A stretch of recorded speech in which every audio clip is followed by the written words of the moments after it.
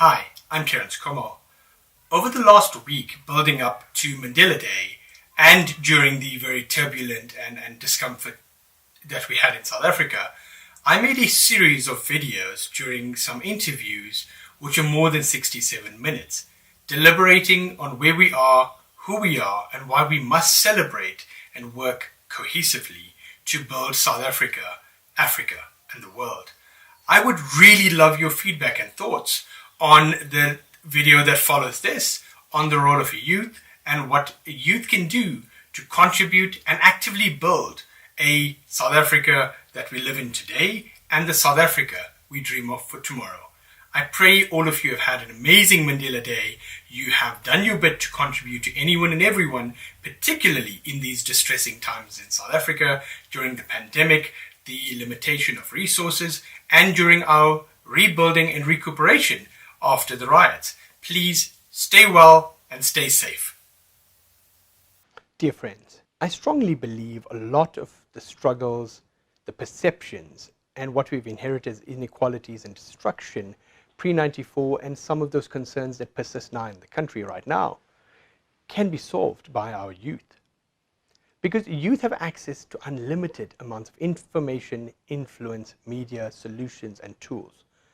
Many of the kids today know much more than I do and any of you do on how to maximally use the social media tools, how to change the narrative and conversations, and how to do it quickly, effectively, and as some cause content to go viral. The power is in your hands. As youth of the country, youth of continent, we need to actively stand up, be heard, and contribute to these conversations. Change perceptions. Because I can tell you factually, I've been in many conversations where youth are suppressed and you get the elders telling you what they went through and what should be done and bring up their biases, consciously or unconscious bias that come to the fore based on their lifestyle, their living and exposure. But with the amount of information, solution, education and tools available to the youth of the country and the continent, we must change that narrative. We must change these conversations and we must focus on positivity as much as we focus on inequality. Because we need to positively move forward.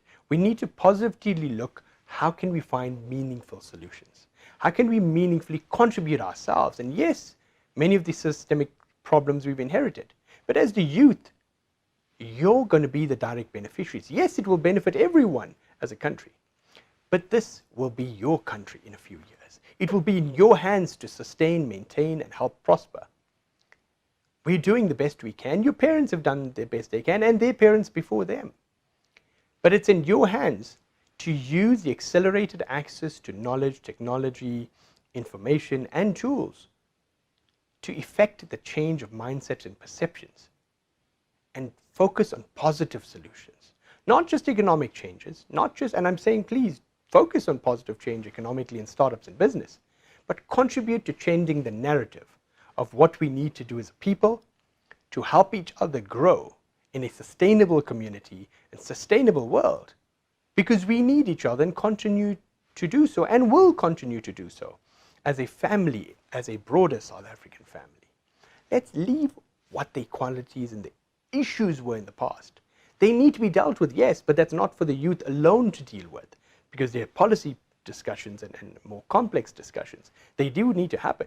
But as youth, you can change the narrative today to remain positive.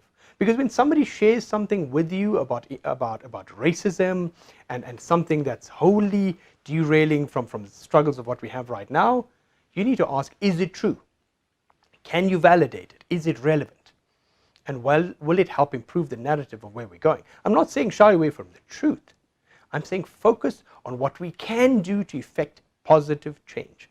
What we can do every day in every small message, tweet, post, or content shared. Change the narrative to focusing on how we can change our lives, our families' lives, and our country, your country, that you are leading and will continue to lead into the future as you take the baton and move forward. For now, please, during this pandemic and going forward, please stay well, stay safe, and continue to spread as much positivity and hope as you can. Because it's hope and dedication that the founding fathers of our democracy lived with that got us freedom in the first place. Stay well and stay safe.